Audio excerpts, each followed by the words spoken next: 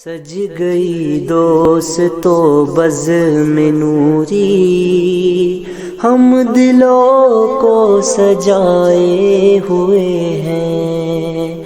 آج موسم آج موسم ہے کتنا سہانا، میرے سرکار آئے ہوئے ہیں۔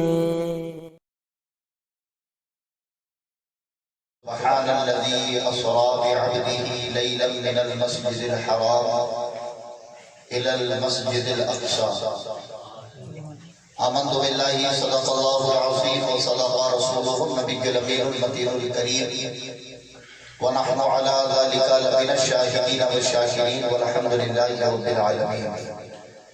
إن الله وملائكته يصلون على النبي يا أيها الذين آمنوا صلوا عليه وسلموا تسليما،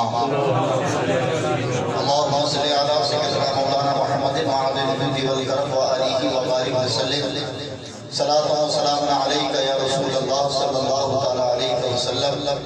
نبی اور آل نبی پر مرتبہ اور درود پاک پڑھیں۔ اللهم صل على سيدنا ومولانا محمد الذي في علم الله، صلوا عليه صلاة وسلام عليك يا رسول الله يا حبيب الله صلى الله عليه وسلم۔ مختصر حمد و صلاۃ کے بعد قرآن مقدس کی بڑی مشہور آیت پاک تلاوت کرنے کا شرف حاصل کیا۔ آئیے متذکرہ آیت پاک کے تحت کچھ گفتگو کرنے سے قبل ہم اور آپ مل کر اللہ رب العزت کی بارگاہ میں دعا کریں کہ اللہ اپنے حبیب کے صدقے طفیل میں کہنے کی توفیق عطا فرمائے، اور ہم شرکائے حضرت کو حق سن کر حق کو قبول کر اس پر عمل کرنے کی توفیق عطا فرمائے۔ اللہ کا فضل ہے کہ آج اس گھر میں 134ویں بزم جس کا عنوان معراج نبی صلی اللہ علیہ وسلم منتخب کیا گیا، ذہن و دماغ کو حاضر کر وقت کی قید میں گفتگو کو آپ حضرات نے سماعت فرمانا ہے کہ یہ آقا امام الانبیاء کے معجزات کا سب سے بلند و بالا معجزہ ہے، اور جس معجزے کی دلیل قرآن پاک سورہ بنی اسرائیل کی یہ ابتدائی آیتیں ہیں، جس میں اللہ تبارک و تعالیٰ نے ابتدا میں اپنی شان، اپنی برتری، اپنی بزرگی بیان فرمانے کے بعد مصطفیٰ جان رحمت صلی اللہ علیہ وسلم کی معراج کا زمینی سفر بیان فرمایا۔ فرمایا سبحان الذی اسری بعبدہ لیلا من المسجد الحرام الی المسجد الاقصی، پاک ہے وہ ذات، بلند ہے وہ ذات، برتر و بالا ہے وہ ذات جس نے لے گیا اپنے بندہ خاص کو رات کے قلیل یعنی چھوٹے حصے میں مسجد حرام سے مسجد اقصی کی جانب۔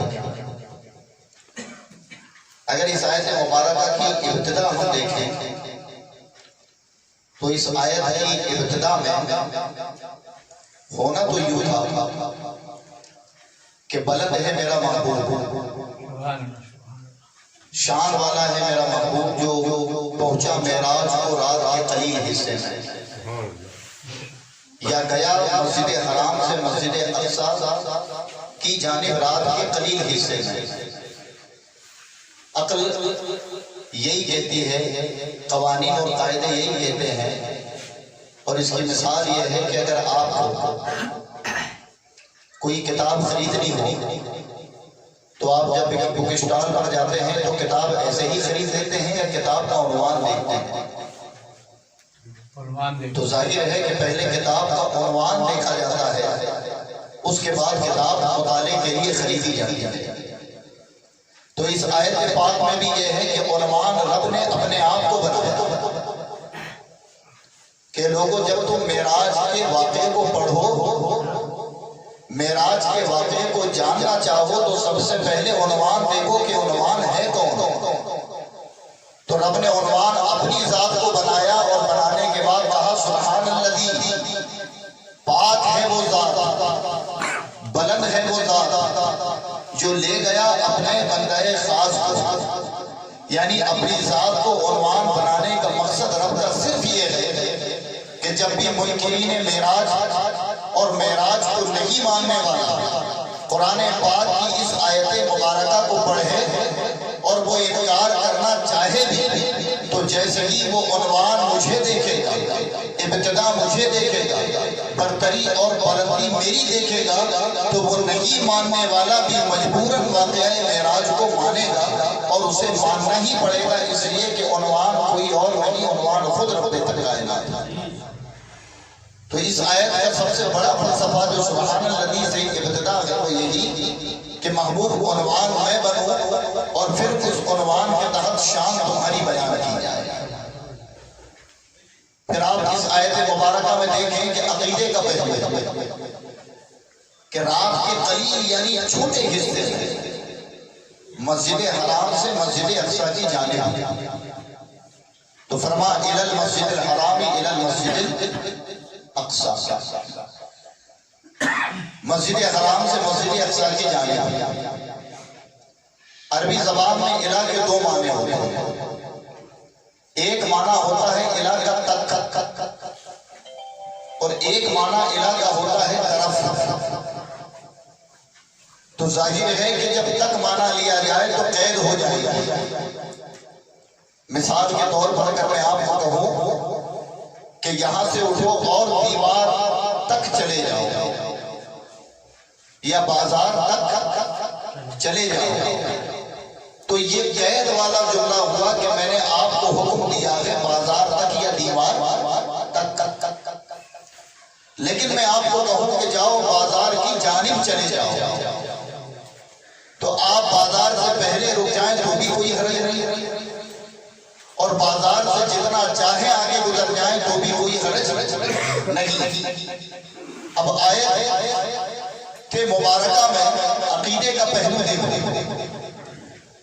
کہ جو لوگ ترجمہ یہ کریں الی المسجد الاقصی تو معراج قید ہو گئی، مقید ہو گئی کہ معراج صرف مکہ سے بیت المقدس تک ہی ثابت ہے، لیکن رب نے ایسے لفظ کا انتخاب فرمایا کہ جو تک ترجمہ کرے گا یہ اس کا عقیدہ، لیکن جو طرف ترجمہ کرے گا یہ اس کا عقیدہ۔ تک ترجمہ کرنے والا معراج کو زمینی ثابت کرے گا، لیکن جو طرف اور جانب ترجمہ کر دے گا تو اس کے ترجمے سے معراج زمین پر ختم نہیں ہوگی بلکہ آسمانی معراج بھی ثابت ہو جائے گا۔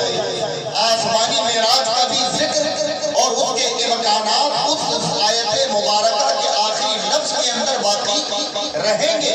تو ہمارے امام عشق و محبت نے جب ترجمہ فرمایا تو تک ترجمہ نہیں فرمایا، طرف ترجمہ فرمایا کہ جو طرف والے ہوں وہ طرف پر عقیدہ رکھیں اور جو تک والے ہوں وہ تک پر عقیدہ رکھیں، اور لفظ بھی قرآن میں الہ وارد ہے۔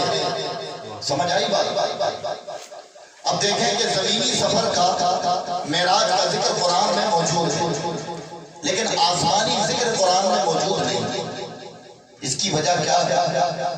تو اس کی وجہ یوں ہے کہ ہماری نظروں نے بیت المقدس بھی دیکھا ہے اور ہماری نظروں نے مسجد حرام بھی دیکھی۔ اس میں کئی لوگ ایسے ہیں جنہوں نے حج کیا، عمرہ کیا، مسجد حرام کی زیارت کی ہے، کئی ہوں گے ایسے لوگ جنہوں نے مسجد اقصی کی زیارت کی ہے، اور یہ ہے دونوں زمین پر۔ تو قرآن میں تو جو چیزیں جو دو مقدس جگہیں زمین پر ہیں ان کا ذکر موجود ہے، لیکن آسمانی سفر قرآن میں موجود نہیں۔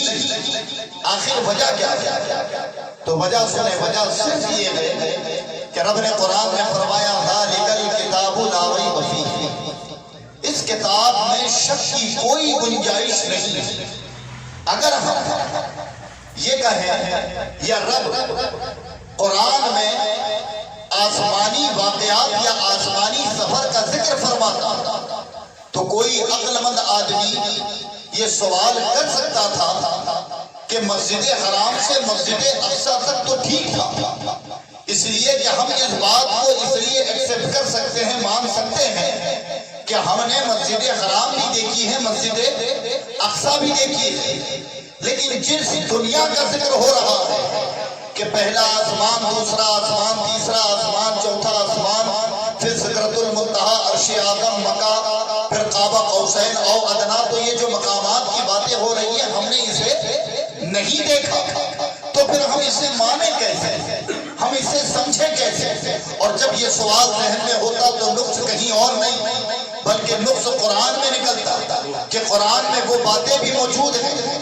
کہ جن تک ہماری رسائی نہیں. تو رب نے حکم دیا، اے محبوب معراج کی تقویت کے لیے زمینی سفر میں بیان کرتا ہوں، آسمانی سفر تم بیان کر دو. تم اپنی زبان سے کہہ دو کہ میں گیا خدا سے ملا چلا آیا. اب اگر کوئی زمینی سفر پر اعتراض کرے تو دلیل میں ہوں، اور اگر کوئی تمہاری زبان پر اعتراض کرے کہ آسمان پر جانا اور آنا آپ نے بیان کر دیا تو اس کی دلیل بھی میں بنتا ہوں اور کہتا ہوں وما ينطق عن الهوى ان هو الا وحی یوحی، کہ میرا محبوب اپنی طرف سے کچھ نہیں کہتا، یہ جب بھی کہتا ہے مرضی رب سے کہتا ہے. تو معراج کے دونوں پہلو اپنی جگہ قرآن مقدس کے عین مطابق ہو جائے، لیکن ایک سفر ثابت ہو قرآن سے، دوسرا سفر ثابت ہو حدیث سے. اسی لیے قرآن کے اندر زمینی سفر ہے اور احادیث کے اندر آسمانی سفر ہے، اور احادیث کا انکار بھی کفر اور قرآن کا انکار بھی کفر، کیونکہ احادیث کی تقویت پر قرآن میں رب نے نازل آیت فرمائی اور کہا محبوب جب بھی آپ کہتے ہو اپنی مرضی سے نہیں کہتے بلکہ مرضی رب سے کہتے. تو ظاہر ہے کہ معراج النبی آسمانی بھی ثابت ہے اور زمینی بھی ثابت ہے. اب حضرات گرامی جس رات میرے آقا معراج پر گئے تو ہر کوئی جانتا ہے کہ وہ مہینہ کون سا تھا، وہ رات کون سی تھی. اعلان نبوت کے 9ویں سال، یعنی میرے آقا کو اعلان نبوت کیے 9 سال ہو چکے، تب میرے آقا کو معراج ہوئی. ایک رات میں حضرت جبریل امین بارگاہ مصطفیٰ میں 70,000 ملائکہ کے جھرمٹ میں ام ہانی کے گھر میرے آقا آرام فرما تھے، تشریف لائے براق کے ساتھ. اور یہ براق کیا ہے ابھی تک جو ہم نے سنا ہے تو ایک تصور، ایک امیجن ہمارے ذہن میں جو ہے کہ یہ براق کوئی سواری ہوگی، یہ دوڑتی ہوگی، اڑتی ہوگی، یا پھر اور زیادہ ذہن لگائے تو یہ آیا ہوگا کہ اس گھوڑا ہوگا، اس گھوڑے کے پر ہوں گے جو بڑا سفید و شفاف ہوگا. تو یہ بات ہماری امیجن ہے ذہن میں، اور واقعات کی روح سے بھی یہی بات ذہن میں جاتی ہے. لیکن یہ براق کیا تھی یہ اس کا فلسفہ میں بتاؤں گا. لیکن جب براق کے انتخاب کی بات آئی تو اللہ نے حضرت جبریل کو حکم دیا کہ جاؤ براقوں کے جھرمٹ میں سے کسی ایک براق کا انتخاب کر لو. جب حضرت جبریل امین پہنچے تو دیکھا کہ تمام براق ایک سے زیادہ ایک آراستہ اور بے راستہ ہے، سجی ہوئی کھڑی ہے. رب کی بارگاہ میں عرض کرتے ہیں پروردگار میں ان براقوں کے انتخاب کرنے میں، ان کو چننے میں قاصر ہوں، مجبور ہوں کہ میں جس کی طرف نظر دوڑاتا ہوں وہ ایک سے بڑھ کر ایک نظر آتی ہے، تو چنوں تو کس کو چنوں؟ تو رب فرماتا ہے کہ دیکھو اخیر میں ایک براق موجود ہے کہ جس کی آنکھوں میں آنسو اور زمین کی طرف اپنی چہرے کو گھمائے ہوئے عاجزی و انتظاری میں کھڑی ہوئی ہے، اس کا انتخاب کر لو. کہا رب کیوں؟ تو کہا جو چمک رہی تھی اصل معنوں میں وہ یہ اپنے آپ میں بھرم پال چکی ہے کہ چنا تو مجھے ہی جائے گا، لیکن وہ عاجزی و انتظاری میں خدا کی بارگاہ میں عرض کر رہی ہے کہ میں اس قابل نہیں ہوں کہ مجھے چنا جائے گا، میں اس لائق نہیں ہوں کہ امام الانبیاء کی سواری مجھے میسر ہوگی. تو میرے رب کو عاجزی پسند ہے، انتصاری پسند ہے، اور جب اس نے عاجزی و انتصاری بتائی تو میرے رب نے اسی براق میں انتخاب فرما دیا. 70,000 ملائکہ کے جھرمٹ میں حضرت جبریل امین مکہ کی سرزمین پر حاضر ہوئے. ام ہانی کے گھر میرے آقا آرام فرماتے ہیں، براق ساتھ ہے. ام ہانی کے گھر جب حضرت جبریل امین داخل ہوئے تو آپ سوچیں کہ ملائکہ 70,000 سے زیادہ ہیں، اس گھر کو گھیرے کھڑے ہیں. حضرت جبریل داخل ہوئے اور داخل ہونے کے بعد اپنے لبوں سے مصطفیٰ جان رحمت کے قدموں قدموں کا بوسہ لیا۔ جب گرماہٹ محسوس ہوئی میرے آقا بیدار ہو گئے، اور بیدار جب ہوئے تو فرماتے ہیں یا رسول اللہ آپ کا رب آپ کی ملاقات کا مشتاق ہے، اس نے آپ کو معراج پر بلایا ہے، اب حکم بھی لے کر آئے سبحان الذی اسریٰ بعبدہ کہ چلے سیر پر اس رات کے قلیل حصے میں وہ برگزیدہ رب آپ کو اپنی بارگاہ میں بلاتا ہے۔ میرے آقا کو ام ہانی کے گھر سے فرشتوں نے لیا، حضرت جبریل امی نے لیا، اور کہاں پہنچے؟ مسجد حرام یعنی خانہ کعبہ۔ 70,000 ملائکہ ہیں، جبریل امی ہے، میرے آقا ہے، معراج کی شب ہے، جنتی لباس میرے آقا کو دیا گیا، اور پھر آپ کا شق صادر یعنی سینہ چاچ کیا گیا۔ اسی سینے چاچ کرنے کو قرآن فرماتا ہے الم نشرح لک صدرک، اے محبوب کیا ہم نے آپ کے لیے آپ کے سینے کو چاچ نہیں فرمایا؟ وہ سینہ چاچ کر سینے کے اندر سے دل نکالا گیا، مشک و عنبر سے اسے دھویا گیا، سینے کے اندر رکھ دیا گیا۔ اس پورے پروسیجر کو خود میرے آقا نے اپنی آنکھوں سے ملاحظہ فرمایا۔ یہ ایک مرتبہ نہیں 4 مرتبہ ہوا تھا، لیکن ایک مرتبہ معراج کی شب ہوا۔ یہ واقعہ ہو تو گیا، لیکن قرآن میں نازل کرنے کا مقصد کیا تھا؟ قرآن میں اس کا نزول ہے کیوں؟ آخر رب اس واقعے کے ذریعے اپنے بندوں اور پوری دنیا کو کیا بتانا چاہ رہا ہے؟ تو ہم مسلمان ہیں، ہمیں مسلمان ہونے پر فخر ہونا چاہیے کہ اوپن ہارٹ سرجری کا کانسیپٹ بھی اگر کہیں سے ملا ہے تو وہ کوئی اور جگہ نہیں بلکہ ہمارے رب کا کلام قرآن مقدس۔ آج لوگوں نے یہ دل نکال کر صاف کر سینے میں ڈالنے کا جو طریقہ سیکھا ہے وہ طریقہ کسی اور سے نہیں بلکہ مصطفیٰ جان رحمت کے اس معجزے سے ملا ہے۔ اور قرآن پاک میں صحیح آیت موجود ہے الم نشرح لک صدرک کہ محبوب کہ ہم نے آپ کے لیے آپ کے سینے کو چاچ نہیں فرمایا؟ جنتی لباس پہنانے کے بعد اب میرے آقا کو اسی براق پر سوار کیا گیا جو براق میرے آقا کی سواری کی مشتاق تھی۔ جب مسجد حرام سے میرے آقا باہر نکلے ملائکہ کا جھرمٹ ہے، براق کی طرف نظر پڑی تو وہ براق اب بھی رو رہی ہے۔ پوچھا اے براق اب رونے کا سبب کیا ہے؟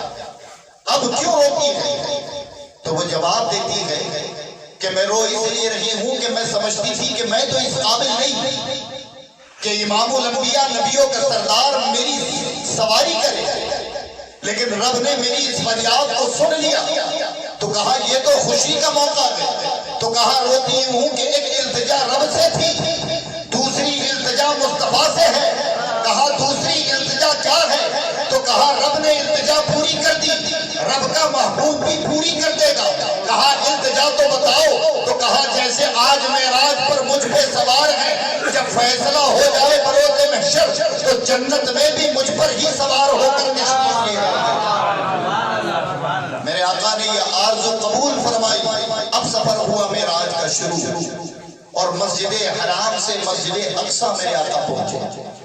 جب مسجد اقصیٰ پہنچے تو اس کے درمیان جو واقعات سفر میں ہوئے وہ میرے آقا بیان فرماتے ہیں کہ ہمارا سفر حضرت موسیٰ کی قبر کے اوپر سے ہوا۔ میں نے دیکھا کہ موسیٰ علیہ السلام اپنی قبر میں نماز پڑھ رہے ہیں، کچھ قافلوں کو آتا دیکھا، کچھ قافلوں کو جاتا دیکھا۔ ایک واقعہ میرے آقا نے یوں بھی بیان کیا کہ ایک قافلے کے اوپر سے جب میری سواری گزری تو اس کی رفتار سے اس کا گھوڑا بڑھکا اور ایک شخص اس پر بیٹھا تھا جو گرا تو غالباً اس کا ہاتھ ٹوٹ گیا۔ یہ تمام واقعات میرے آقا نے بیان فرمائے، اور کس موقع پر بیان فرمائے یہ بھی آپ سماعت کریں گے۔ بہرحال پہنچے مسجد اقصیٰ، مسجد اقصیٰ کے تمام دروازے کھلے ہوئے، تمام روشن دانوں کی روشنی جگمگا رہی ہے۔ حضرت آدم سے لے کر عیسیٰ علیہ السلام تک تمام انبیاء اہلا و سہلا مرحبا کے نعرے لگا رہے ہیں، میرے آقا کی آمد کے منتظر تھے۔ جب میرے آقا کی تشریف آوری ہوئی تو پھر میرے آقا کی پیچھے حضرت آدم سے لے کر حضرت عیسیٰ تک تمام انبیاء صف بندی کر کر کھڑے ہوئے۔ میرے آقا نے 2 رکعت نماز پڑھائی ہے، اور پھر وہاں سے آسمانی سفر شروع ہوا۔ تو سنیں یہ آسمانی سفر جب شروع ہوا ہے تو تمام انبیاء نے اپنی اپنی آرزویں مصطفیٰ کی بارگاہ میں پیش کر دی، وہ تمام آرزوؤں کو لے کر اور شوق ملاقات کو لے کر میرے آقا پھر اس براق پر سوار ہوئے اور اب چلے سدرۃ المنتہا کی طرف، مکہ اور لا مکہ کی طرف، تو ساتوں آسمان کو پار کیا اور پھر سدرۃ المنتہا پر جب میرے آقا کی سواری پہنچی تو حضرت جبریل کہتے ہیں یا رسول اللہ اب اس کے آگے میری ہمت نہیں ہے، یہ آخری مقام تھا میرا پاور یہی تک ہے، اب میں آگے نہیں جا سکتا۔ اب میرے آقا خود چلے آئے، جبریل امی بھی ایک مقام پر رک گئے اور لا مکہ پر پہنچے۔ لا کا معنی ہوتا ہے نہیں، مکہ کا معنی ہوتا ہے جہاں کوئی مکہ موجود نہ ہو، اس جگہ میرے آقا پہنچے اور پھر کیا دیکھا، اپنی آنکھوں سے اپنے خدا کا دیدار فرمایا، خدا کا دیدار کیا، خدا سے راز و نیاز کی باتیں ہوئی، خدا سے امت کے لیے اس وقت بھی جب رب نے کہا محبوب آ گئے ہو تو مانگو، کیا مانگتے ہو؟ تو میرے آقا نے کچھ اور نہیں بلکہ ہم گناہگاروں کی مغفرت طلب کی، فرمایا اے رب میرے گناہگار امتیوں کو بخش دے، میرے خطاکار امتیوں کو بخش دے۔ معراج کی شب بھی اگر میرے آقا کچھ مانگ رہے ہیں تو ہم جیسوں کی مغفرت مانگ رہے ہیں، یہ راز و نیاز کی باتیں ہوئی، مغفرت مانگ لی۔ پھر رب نے اس امت کے لیے ایک تحفہ دیا، وہ کیا تھا؟ نماز۔ کتنے وقت کی دی؟ یہ برسوں سے آپ سن رہے ہو، 50 کتنی ہو گئی؟ 5 ہو گئی۔ تو کتنے بار لوٹے تھے کم کرانے؟ تقریباً 9 مرتبہ، 45 کم کرائی اور 5 لے کر وہ متبرک تحفہ دنیا میں تشریف لے آیا۔ یہ واقعہ معراج جو ہم ابھی تک خطیبوں کے ذریعے، ائمہ مساجدوں کے ذریعے اور دیگر مواقع پر یا بالخصوص شب معراج کی شب تو سنتے ہی ہیں، وہ 50 نمازوں کا ثواب 5 نمازوں میں کر دیا گیا، اور اسی سے نماز کی اہمیت اور افضلیت کا پتہ چلتا ہے کہ جتنے بھی ارکان، روزہ ہو، زکوٰۃ ہو، حج ہو، یہ سب زمین پر ملے، لیکن نماز ہی اتنی متبرک ہے کہ جب اسے دینا رہا تو زمین پر نہیں دیا، اپنے محبوب کو اپنے پاس بلایا اور پھر نماز کا تحفہ عطا فرمایا۔ اگر اس پر غور کر لیا جائے تو عظمت نماز کیا ہے یہ خود بخود ہمارے ذہن و دماغ کے اندر راسخ ہو جائے۔ 700 مرتبہ قرآن میں جو اس کا ذکر آیا وہ یوں ہی نہیں آیا کہ یہ نماز کا فلسفہ صرف عبادت پر منحصر نہیں ہے، بلکہ یہی نماز کا فلسفہ احساس انسانیت، ایک دوسرے کی محبت، قوم کو ایک جہتی کا سبق دلانے والی نماز ہے۔ بہرحال یہ واقعہ ہم نے سنا، اب میرا سوال یہ ہے کہ آسمانی جو معراج میرے آقا کو ہوئی اور لا مکہ پر میرے آقا پہنچے، اب بالکل توجہ کے ساتھ سننا ہے۔ تو زمینی دلیل ہم نے قرآن کو بنائی، آسمانی دلیل ہم نے حدیث کو بنائی، لیکن یہ دونوں دلیلوں کو مانتا کون ہے؟ یہودی مانے گا، عیسائی مانے گا، غیر مسلم مانے گا؟ نہیں، ان دونوں دلیلوں کو مانے گا مسلمان۔ لیکن اگر کبھی اتفاق ایسا ہو جائے کہ ہمیں ان لوگوں کو بھی اپنے آقا کا یہ معجزہ بتا کر اس ترقی یافتہ دور کے بڑے بڑے دانشوروں کو اگر لاجواب کرنا ہو تو پھر دلیل کیا ہے؟ تو حضرات رب اتنا کریم ہے کہ جہاں اس نے اپنی متبرک کتاب میں مصطفیٰ کی معراج کو ثابت کیا، جہاں اس نے اپنے محبوب کی زبان یادی حدیث کے ذریعے معراج کو ثابت کیا، وہی اس دور کے ترقی یافتہ سائنس نے بھی میرے آقا کی معراج کو ثابت کیا، اور وہ اس کا اعتماد کرتے ہیں، اور یہ کرنے والا کوئی اور نہیں بلکہ آپ کو تھیوری پڑھیں کہ تھیوری اسپیس کا ایلیبریٹی کر کے ایک تھیوری آئنسٹائن نے خود نقل کی اور یہ اس کا ریسرچ ہے. وہ کہتا ہے کہ میں نے جب ریسرچ کیا تو ریسرچ میں پاسٹ پریزنٹ فیوچر یعنی دور حاضرہ، حال، ماضی، مستقبل، ان تمام دوروں کو میں نے اکٹھا کیا. اور ریسرچ کا سبجیکٹ یہ تھا کہ میں ریسرچ یہ کرتا تھا کہ کیا وقت بھی رک سکتا ہے، کوئی وقت کو بھی مات دے سکتا ہے. کوئی اگر دعویٰ کرے کہ میں خلاؤں سے پار ہو جاؤں یعنی آکسیجن کے باہر نکل جاؤں اور آسمانوں پر جانے کا دعویٰ کرے تو کیا یہ دعویٰ درست ہے؟ اور اس کو یہ کانسیپٹ جو ملا تھا وہ قرآن سے ملا تھا. تو جب اس نے اس واقعے کو دیکھا تو ظاہر ہے کہ ہم اور آپ تو عقیدت مند ہیں. ہم نے سنا قرآن کا حکم ہے، مان گئے. ہم نے سنا حدیث میں موجود ہے، مان گئے. لیکن جب اس نے سنا تو وہ مانا نہیں. اس نے تحقیق کرنا شروع کی اور جب تحقیق کی تو تحقیق کا فلسفہ تو بڑا لمبا چوڑا ہے.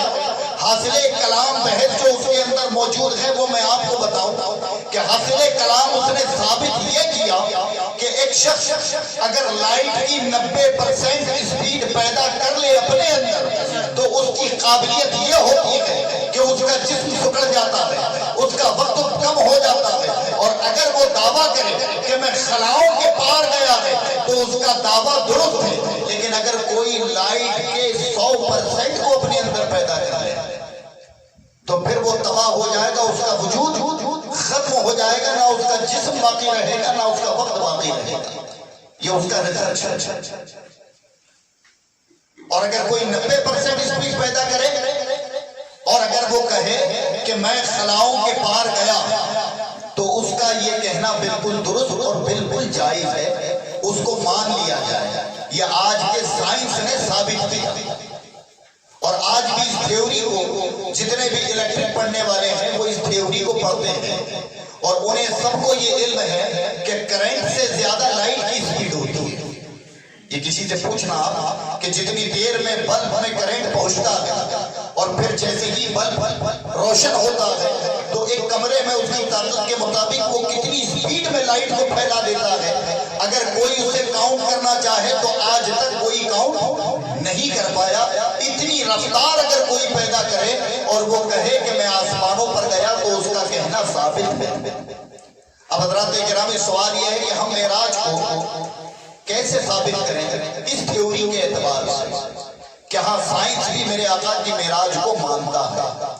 تو سنیں، میں نے کہا تھا کہ براق پر میرے آقا سوار ہو کر گئے اور یہ براق ہماری عقلوں میں ایک جانور نما تصویر ہے، ایک گھوڑا ہے، یہ جو بھی ہم نے گمان کیا گیا ہے.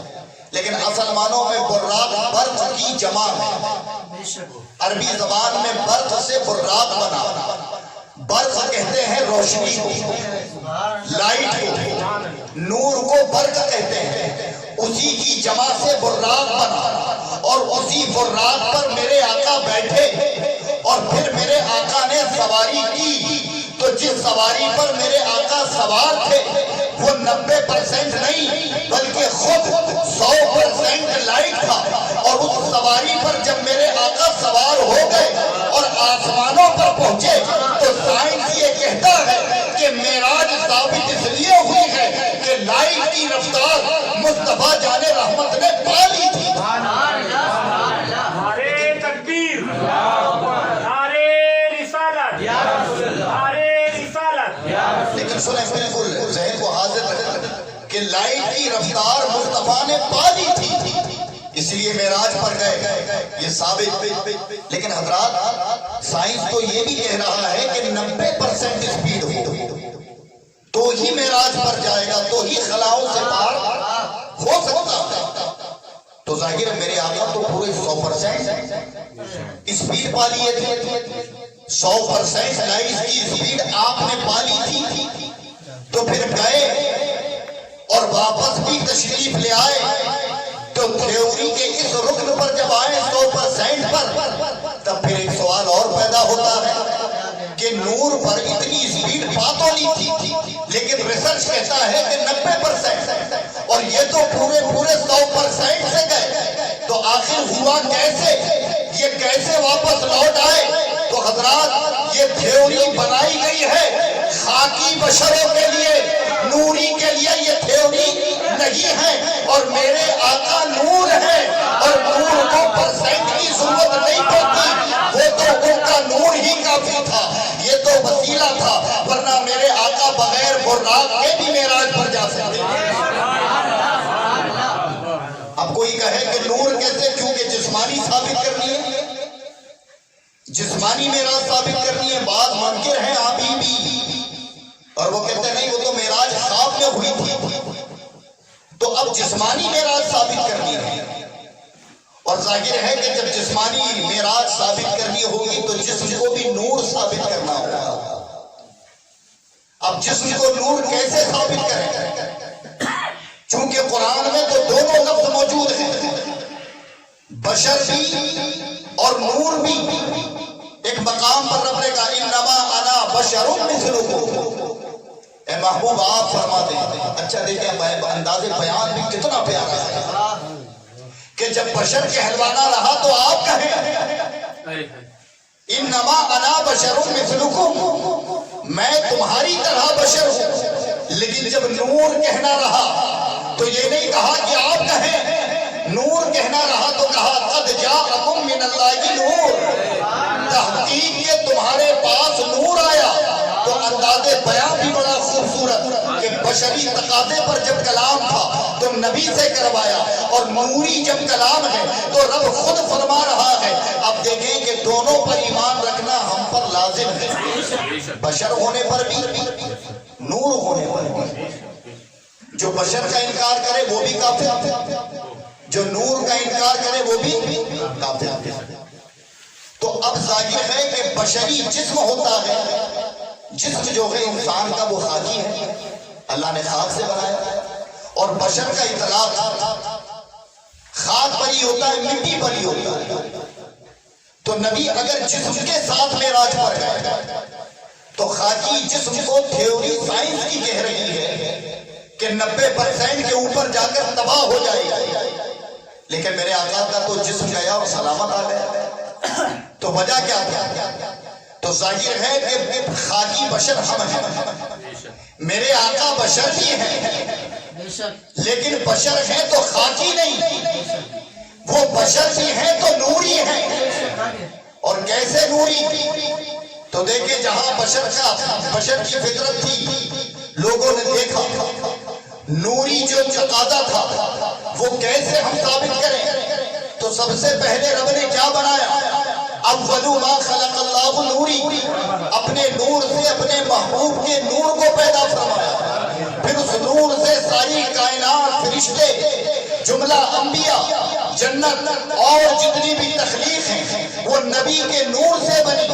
سب سے پہلے نبی کا نور، اور پھر وہ نور منتقل ہوا تو منتقل ہو کر حضرت آدم سے انبیاء کی پشتوں میں رہا، حضرت ابراہیم پر، حضرت اسماعیل پر، پھر منتقل ہو کر حضرت عدنان، قاب ابن لوئی، فہر اور مرہ، اور ان سے ہوتے ہوئے عبد المطلب، پھر ان کے بعد عبداللہ، اور پھر وہی نور ایک بشری شکل لے کر زمین پر تولد ہو گیا۔ بچپنے میں وہ نور رہا، جوانی میں وہ نور رہا، بڑھاپے میں وہ نور پہنچا۔ تو ظاہر ہے کہ خاکی بشر کی فطرت یہی ہے کہ وہ پیدا ہوتا ہے، پھر اسے بچپنا آتا ہے، پھر اسے جوانی آتی ہے، پھر وہ بڑھاپے کے مرحلوں پر قدم رکھتا ہے۔ توجہ کے ساتھ سنا، بڑی قیمتی بات بتا رہا ہوں کہ میرے آقا فطرت انسانی کے تحت تو آئے ہی، بشر ہے ہی، لیکن ثابت یہ کرنا ہے کہ نوری تھے یا خاکی۔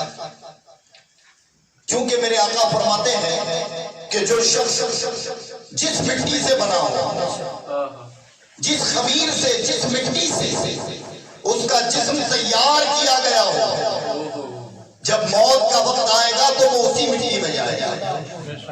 اگر کوئی پراسیا کی مٹی سے بنا ہے وہ کہیں بھی رہے، اس کا جنازہ پراسیا نہیں ہونا ہے۔ اور اگر کوئی پراسیا کا بمبئی کی مٹی سے بنا ہو تو وہ اس کے حالات ہوں گے کہ وہ بمبئی جا کر انتقال ہوگا۔ اور ایک وبا آئی تھی جس نے ثابت بھی کر دی اس حدیث کو کہ جو جس جگہ کا بنا تھا وہ وہاں چلا گیا۔ ہم نے کتنی بھی کوششیں کی لیکن وہ کام، اور آج بھی کئی جگہ جب حالات صحیح نہیں ہو تو یہ ہوتا ہے۔ بہرحال یہ میرے آقا کی حدیث ہے کہ جو جس خمیر جس مٹی سے بنایا گیا اسی مٹی میں دفن ہو جائے گا۔ اب دیکھیں، غور کریں، میرے آقا نور ہیں، اب ظاہر بشر بھی ہیں، تو جب بشر ہے تو ظاہر ہے کہ مٹی سے بنائے گئے، اور اگر مٹی سے بنانا ثابت ہو جائے تو پھر ہم میں اور آقا میں فرق نہیں بچا، ہم بھی مٹی سے بنے، ہمارے آقا بھی مٹی سے بنے۔ تو دیکھیں میرے آقا پیدا کہاں ہوئے؟ پیدا کہاں ہوئے؟ مکہ میں۔ اور مکہ میں پیدا کرنے کی وجہ کیا تھی؟ مکہ میں پیدا کرنے کی وجہ یہ کہ جب رب نے کہا کن ہو جا، تو جو دنیا میں سب سے پہلے زمین کا ٹکڑا باہر آیا تھا وہ مکہ کی سرزمین تھی۔ آج بھی سینٹر آف ورلڈ ہے، دنیا کا بیچ ہے، سینٹر ہے، وہ سب سے پہلے زمین آئی۔ تو جو سب سے افضل زمین تھی، محبوب پیدا تمہیں وہاں کرتا ہوں، لیکن دفن کہاں ہے؟ مدینے میں۔ تو ظاہر کوئی یہ کہہ سکتا ہے بھائی مدینے کی مٹی میں دفن ہو سکتا ہے، مدینے کی مٹی سے بنائے گئے ہوں، اور میرے آقا کی حدیث ہے کہ جو جس مٹی سے بنا وہی دفن ہوگا۔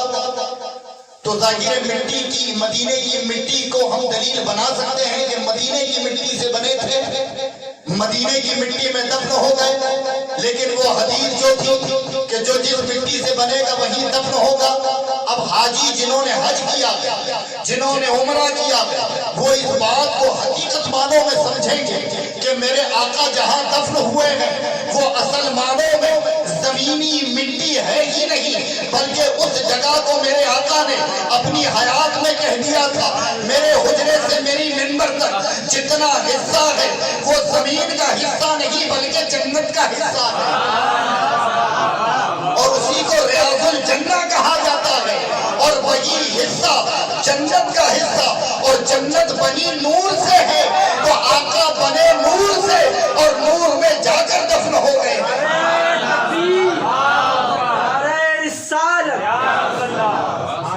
کہ بنے نور سے، ابتدا نور سے اور انتہا بھی نور پر ہو گئی، تو یہ تھیوری کو بھی مان دے دی کہ میرے آقا خود نور تھے، 100% نور تھے، اور تمہارا ریسرچ تو 100% دنیاوی نور کی بات کرتا ہے۔ میرے آقا وہ نور تھے کہ جس سے نور پیدا ہوا، کائنات کا نور ہی میرے آقا سے پیدا ہوا۔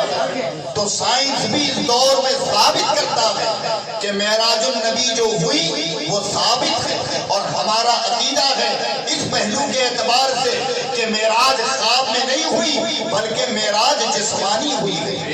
اس نقطۂ نظر کو بھی سائنس ہی ثابت کرتا ہے۔ اب حضرات معراج پر جب میرے آقا گئے تو سنیں اور توجہ کے ساتھ، بڑی دلچسپ بات اور بڑا پیارا نقطہ ہے۔ جب معراج پر گئے تو میرے آقا نے فرمایا کہ ایک آسمان سے دوسرے آسمان کی مسافت، یہ حدیث ہے، کتنی ہے؟ 500 برس۔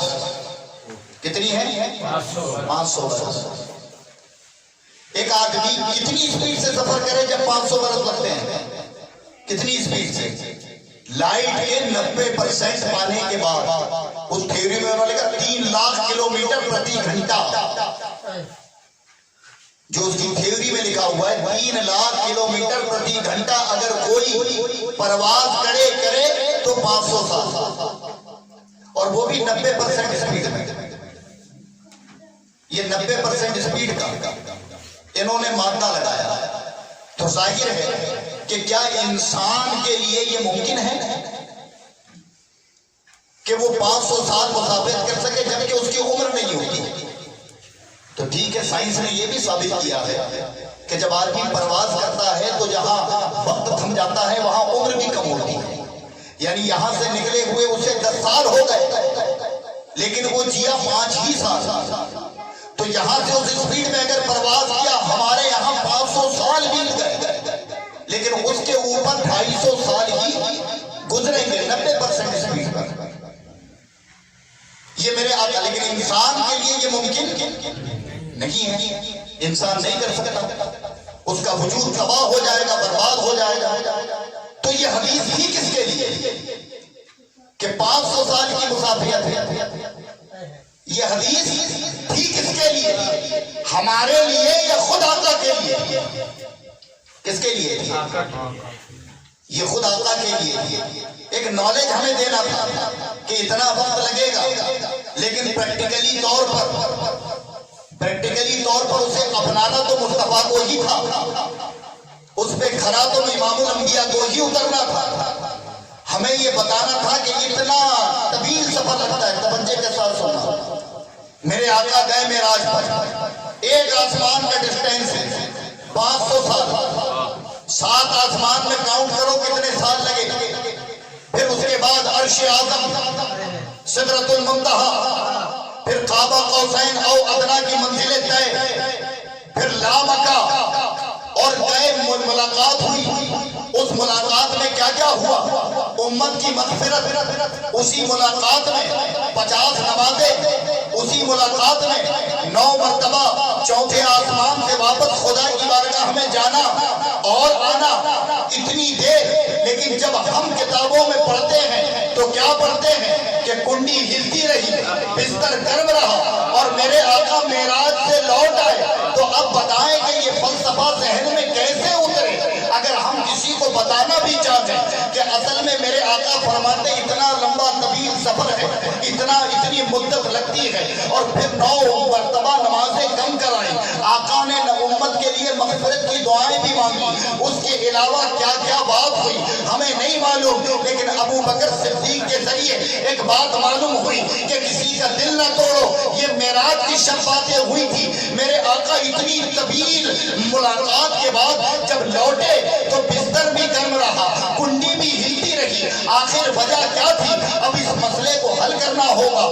یا تو معراج کا سفر بڑا طویل تھا، یا پلک جھپکتے ہی معراج ہو گئی. اب دونوں میں سے مانے کس کو؟ تو ظاہر ہے کہ حضرات عقل کہتی ہے کہ طویل سفر تھا تو پلک جھپکتے واپس تو کوئی آ نہیں سکتا. پھر عقیدہ کہتا ہے کہ آقا کے لیے کیا بات ہے، وہ چاہے تو لمحہ بھر میں معراج کر آئے. لیکن اب ان دونوں چیزوں میں کسی ایک چیز کو تقویت دینا ہوگا، کسی ایک چیز کو ماننا ہوگا. اور وہ ایک چیز کیا ہے؟ یہ کسی اور نے نہیں بنوایا، یہ کسی اور نے نہیں بتایا.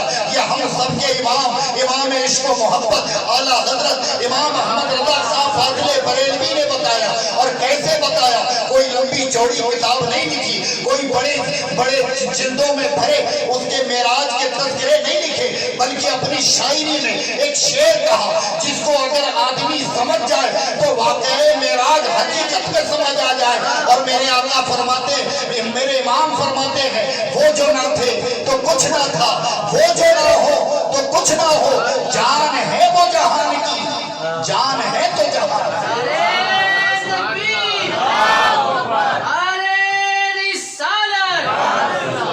اصل میں مجھے یہ جملہ ایسا لگا کہ یہ بہت زیادہ پڑھے لکھے لوگوں کے لیے ایسا لگا مجھے. ورنہ حقیقت میں اگر اس کی حقیقت اگر آپ سمجھ جاتے تو جو 2-4-5 لوگ خاموش بیٹھے بھی رہے نا وہ نہیں رہ پاتے. اب سنیں اس کو میں آپ کے اعتبار سے سمجھاتا ہوں جو آپ کے دماغ و دل میں بیٹھ جائے. شعر یاد ہو گیا؟ وہ جو نہ تھے تو کچھ نہ، وہ جو نہ ہو تو کچھ نہ. جان ہے وہ جہان، جان ہے تو جہان ہے. سنیں میں بیان کر رہا ہوں. اچانک میری روح نکل جائے، قبض ہو جائے میرے جسم سے، تو میں جس پوزیشن پر تھا وہیں رکا رہا. کب تک؟ جب تک روح واپس نہ آ جائے میرے جسم سے. اور جیسے ہی روح واپس آئے گی تو میں جہاں سے رکا تھا وہیں سے اسٹارٹ ہوں گا، وہیں سے اسٹارٹ، وہیں سے میرے اندر حرکتیں پیدا ہونا شروع ہو جائے گی. اب دیکھیں میرے آقا کے لیے اعلیٰ حضرت کہتے ہیں جان ہے وہ جہان کی. تو اب سنیں، جب جہان سے جان ہی چلی گئی، جہان سے جان نکل گئی اور اس مقام پر پہنچی جہاں کوئی جہان نہیں تھا، تو وہ کتنے وقت میں آئے ہمیں یہ نہیں سوچنا. ہمیں اس پر کلام اور یہ دلیل ہے کہ جب جان چلی گئی تو یہ جہان ہزاروں سال رکا رہا، سینکڑوں سال رکا رہا، کئی مہینے رکا رہا. ہمیں اس پر بات نہیں کرنی. ہمارا عقیدہ تو یہ ہے کہ جیسے ہی جان جہان میں لوٹ کر آئی، جہاں سے رکا تھا وہیں سے چل پڑا، اس لیے کنڈی ہلتی رہی، بستر گرم رہا اور نام اٹا سے میرے آقا لوٹ آئے۔ اسی لیے میرے امام نے کہا وہ جو نہ تھے، ظاہر ہے کہ جب میرے آقا نہیں تھے تو کچھ بھی نہیں تھے، وہ جو نہ ہو، یہ معراج میں ثابت ہو گیا کہ کچھ نہیں بچا تھا۔ وہ جو نہ تھے تو کچھ نہ تھا، وہ جو نہ ہو تو کچھ نہ ہو، جان ہے وہ جہان کی۔ یہ میں ایک آدمی کی بات کرتا ہوں، لیکن میرے آقا تو پوری جہانوں کی جان ہے، اور جب جان ہی جہان سے چلی گئی تو یہ جہان رک گیا، اور کب تک رکا رہا؟ چونکہ سائنس کہتا ہے کہ جو جائے گا اس کا وقت رک جائے گا، وہ ایک اکیلے کی جان تھی، لیکن یہ جانے والے تو پوری جہان کی جان تھی۔ تو از روئے سائنس بھی یہ ثابت ہو گیا کہ جب دنیا کی جان ہی نکل گئی تو یہ اس دنیا کے لیے وقت رک گیا۔ کب تک رکا رہا؟ جب تک جان لوٹ کر واپس آئی۔ تو یہ ذہن کس کا گیا؟ یہ شیر کا چھوٹا سا اعلیٰ حضرت امام احمد رضا کا۔ اگر اعلیٰ حضرت کو پیش کرنا بھی ہے لوگوں کے سامنے تو ایسے پیش کرو۔ اعلیٰ حضرت کو لوگوں کے سامنے اگر بتانا بھی ہے تو ایسے بتاؤ کہ جو نہیں ماننے والا ہے وہ بھی کہے مسلک اعلیٰ حضرت زندہ باد۔ ایک تشدد بھرا شخص صرف اور صرف مخالفت پر آمادہ تھے، یا انہوں نے اپنے چاہنے والوں کو صرف تشدد سکھایا ہے؟ جو لوگ اعلیٰ حضرت کو ایسا ثابت کرتے ہیں بدنام انہی نے کروایا ہے، ورنہ اعلیٰ حضرت کے ایک شعر کی تحقیق کا یہ عالم ہے۔ تو جو زندگی بھر کے کارنامے تھے اگر کوئی ان کو لوگوں کے سامنے پیش کر دے تو حال کیا ہوگا؟ آج جو رافضیت کے گھن دماغ و ذہن کے اندر بیٹھے ہوئے ہیں اور محب اہل بیت کے نام پر جو اپنے سینے کو پیٹ کر اپنے آپ کو بڑا عاشق ثابت کر رہے ہیں، سنو، جس کی عقل بھی وہاں تک نہیں پہنچ سکتی اس جگہ سے محبت کو اخذ کر کر امت کو بتایا ہے کہ یہ مقام، اور وہ مقام کیا ہے کہ جب امت لڑ رہی تھی مصطفیٰ کے نور پر تو اعلیٰ حضرت نے کہا آپ کے نور پر نہیں، تیری نسل پاک میں ہے بچہ بچہ نور کا، تو ہے عین نور تیرا سب گھرانہ۔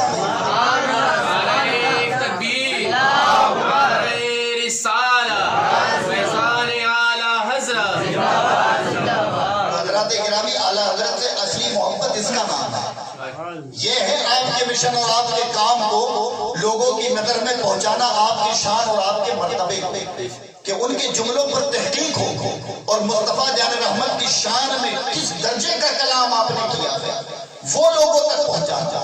لیکن ہمارا معیار اتنا کمتر ہو چکا ہے کہ ہم لوگوں نے صرف ہم جیسے کچھ مولوی جو تھوڑا زیادہ جلالی بیان کرتے ہیں یا اس طریقے کی ایک طرف رغبت دلا دیں، معذرت چاہوں گا کسی کو برا لگ جائے تو ہم سوچتے ہیں نہیں یہ بڑے ٹھیکیدار کا مسئلہ کیا حضرت کے انہیں ٹھیکہ مل چکا ہے، بس ان کے علاوہ کسی کو نام لینے کی اجازت نہیں ہے۔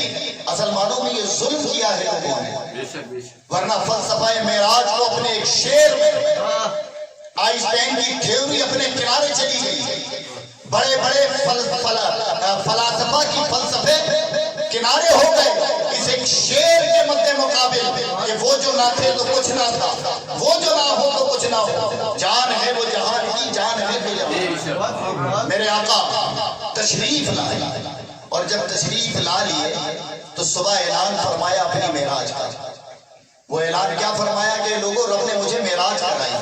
ابو جہل، ابو لہب بڑے بڑے کافر تھے، یہ نکل آئے اپنے گھر سے کہ کئی مرتبہ چاہا کہ ان کو جھوٹا ثابت کریں لیکن کر نہیں پائے۔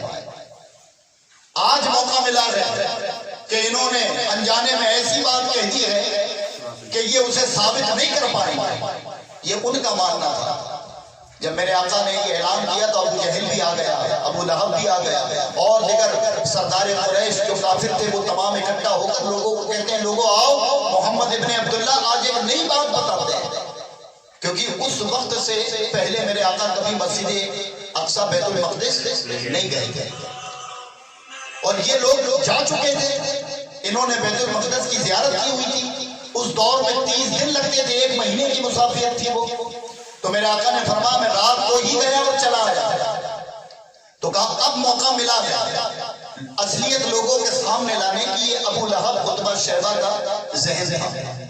انہوں نے لوگوں کو اکٹھا کر دیا اور میرے آقا اپنے معراج کے واقعے کو بیان کر رہے ہیں کہ کل رات میں مکہ سے چلا، مسجد اقصیٰ پہنچا، پھر وہاں سے مجھے میرے رب نے آسمانوں پر بلایا، میں نے اس سے ملاقات کی. یہ جب پورے واقعے بیان کرنے لگے تو بیان کر کر جب میرے آقا رکے تو یہ مسخرے جو میرے آقا کو معاذ اللہ اس وقت لوگوں کے سامنے ذلیل کرنے کی نیت سے آئے تھے، ان کے دل کے جو غبارے تھے وہ اور پھولے اور یہ کہا لگا کر ہنسنے لگے کہ دیکھو لوگوں اب ثابت ہوا کہ نہیں کہ محمد جھوٹ بولتے ہیں.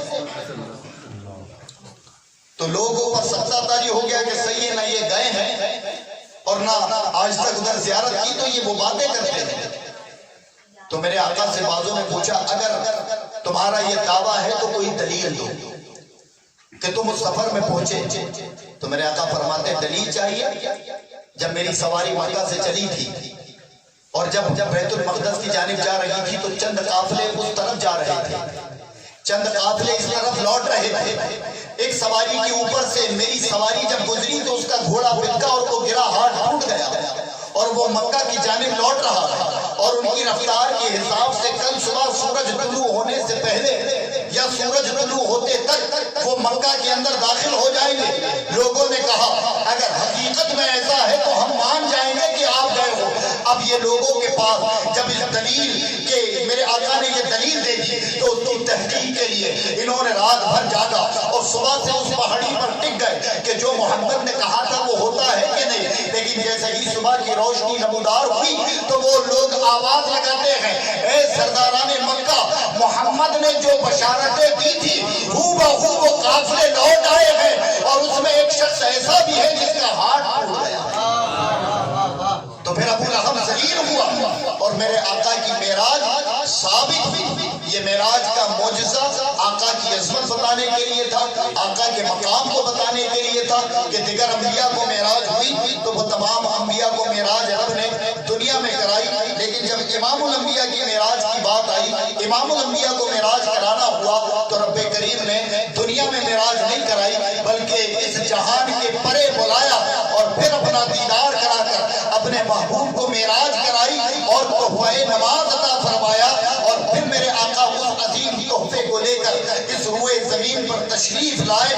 اس کے بعد سے پنجگانہ نماز بجماعت ہم پر واجب اور فرض قرار دی گئی. اس کی وجہ صرف یہ ہے کہ نماز ہی سے حقیقت معنوں میں ہماری یونٹی، ہماری طاقت، ہمارے اندر احساس اور لوگوں سے محبت کے جذبے موجود تھے.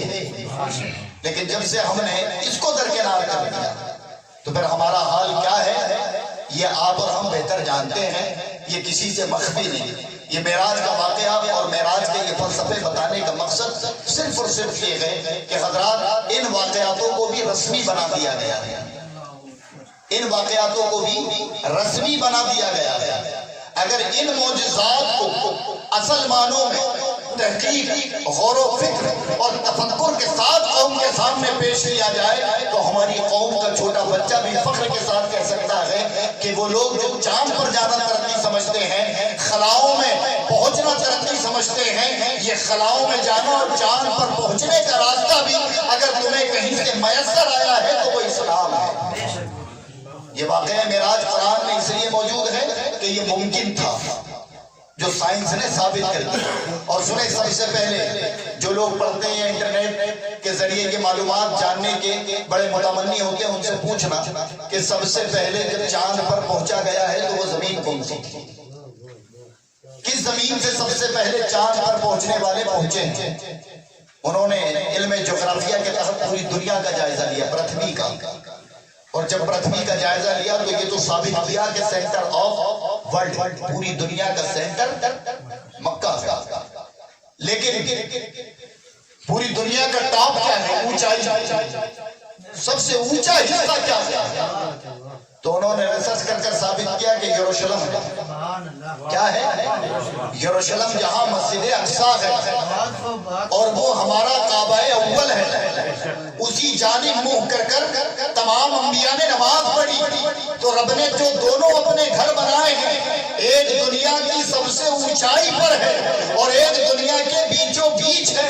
تو یہ چاہتے تو کسی اور ملک سے جاتے لیکن سائنٹسٹوں نے جب دوری ناپی ہے اور دوری کا پتہ لگایا ہے تو انہیں معلوم ہوا کہ یروشلم یعنی کہ اسرائیل کی زمین جو دنیا میں سب سے اونچے حصے پر ہے، وہاں سے پہنچو تو چاند پر پہنچنے میں وقت کم لگے گا، اور وہاں سے وہ پہنچیں گے۔ یہ راستہ بھی کس نے بتایا؟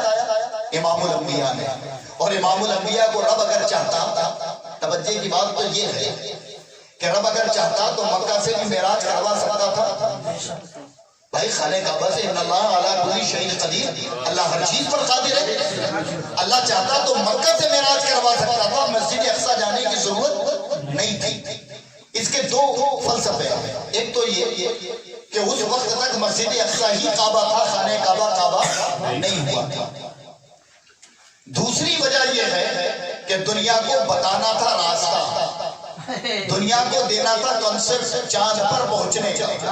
یہ دونوں طریقے۔ پھر مسجد اقصی سے خانہ کعبہ کب ہوا؟ حجاج بہت اچھے سے جانتے ہیں، اس مسجد میں نماز بھی پڑھی ہوئی، مسجد قبلتین جس کو کہتے ہیں۔ اور اس پر بھی اعلیٰ حضرت کا ایک شعر ہے، خدا کی رضا چاہتے ہیں دو عالم، خدا کی رضا چاہتے ہیں دو عالم، خدا چاہتا ہے رضائے محمد۔ اور یہ رضا کیسی؟ اس جگہ کھڑے جہاں مسجد قبلتین، دل میں ارادہ کیا ہے اللہ یہ کعبہ ابراہیمی کو قبلہ بنا دے، اسی کی جانب ہم منہ کر نماز پڑھیں تو رب قرآن میں کہتا ہے قد نرا تقلب وجہک فی السماء، اے محبوب تمہارا آسمان کی طرف چہرہ اٹھا کر دیکھا، ابھی اپنے چہرے کو مسجد حرام کی طرف پھیر دو۔ اور میرے آقا نے دل میں ارادہ کیا، رب نے کہا محبوب آیت کے ذریعے پھیر دو، تو جیسے ہی مسجد اقصی سے خانہ کعبہ مسجد حرام کی طرف میرے آقا نے چہرہ پھیرا، رب نے خانہ کعبہ کی طرف ہی چہرہ کر نماز پڑھنا فرض قرار دیا۔ اور یہ میرے محبوب کے دل کی تمنا اور آرزو تھی، تو اسی کو امام عشق و محبت نے کہا کہ خدا کی رضا چاہتے ہیں تو عالم، ہر آدمی چاہتا میرا رب راضی ہو جائے، رب کیا چاہتا ہے؟ تو خدا چاہتا ہے رضائے محمد۔ اللہ تبارک و تعالیٰ سے دعا ہے کہ ہم سب کو امام الانبیاء کے عرفہ والا مقام کو سمجھ کر آپ سے سچی محبت کرنے کی توفیق عطا فرمائے۔ تبارک و تعالیٰ ہم سب کو کار خیر اور عمل صالح کی توفیق عطا فرمائے۔